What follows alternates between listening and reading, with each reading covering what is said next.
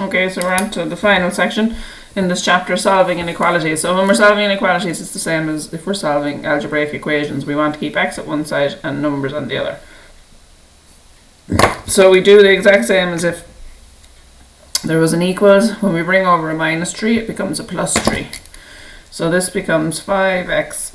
Just keep the symbol that's in between, greater than or equal to 12 plus 3. So 5x greater than or equal to 15. And then similarly to solving when there's an equals, this is being multiplied by 5. The opposite of multiplying is dividing. So I'm going to divide 15 by 5 and I get 3. And there's my answer. X is greater or equal to 3. So this question said solve the inequality. X is an element of Q. That means that it's my solid line, okay, with an arrow on one end. And plot the solution set in a number line. So make sure you're doing everything they ask you to do. So greater than or equal to 3. So greater or equal to, so looking at my arrow, it's going that way from 3, including 3, and it's a solid line because of that Q in the question. And you just stick an arrow then to let you know that it keeps going that way, because all the numbers that way are greater or equal to 3. Okay, the second example then just says solve the inequality. So again, we're going to keep x at this side, numbers to the other. So minus 3x stays here. This 4 is coming over, it's a plus at the moment, it becomes a minus 4. Sorry, that's a 5. And then minus 4. So minus 3x is greater than minus 9.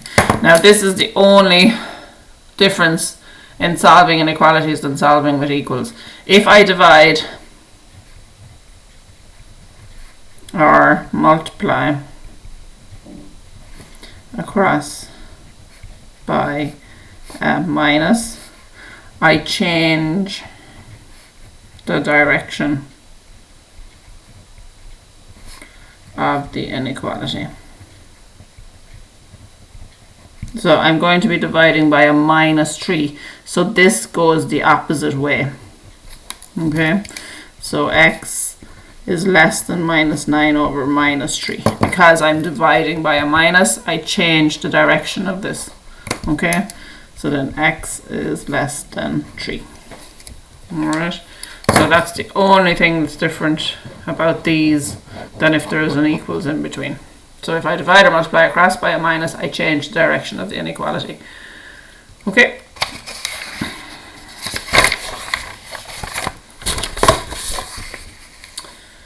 List the set of whole numbers that satisfy both 4x minus 3 is less than or equal to 13 and 5 minus 2x is less than or equal to 10. So we have to do both and get our solution and then look at both solutions together.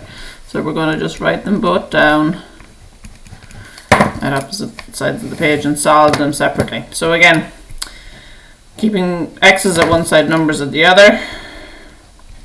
This is a minus 3, it becomes a plus 3. So 4x is less than or equal to 16. Get x on its own. Sorry, it's 16 over 4. So x is less than or equal to 4. Here we're keeping minus 2x. That's a plus 5, so when we bring it across it becomes a minus 5. 11 minus 5 is 6. Here now we're dividing by a minus, so remember this changes direction.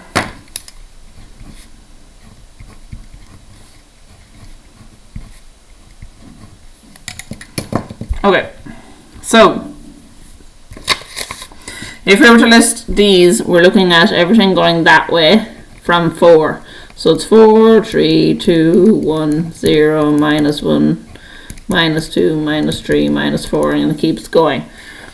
This side is everything going that way from minus 3. So it's minus 3, minus 3, minus 2, minus 1, 0, 2, 3, 4, and so on. So what do these have in common? They both have minus 3, they both have minus 2, they both have minus 1, they both have 0, sorry I skipped 1. They both have 1, they both have 2, they both have 3, and they both have 4. So that's your answer. It's everything from minus 3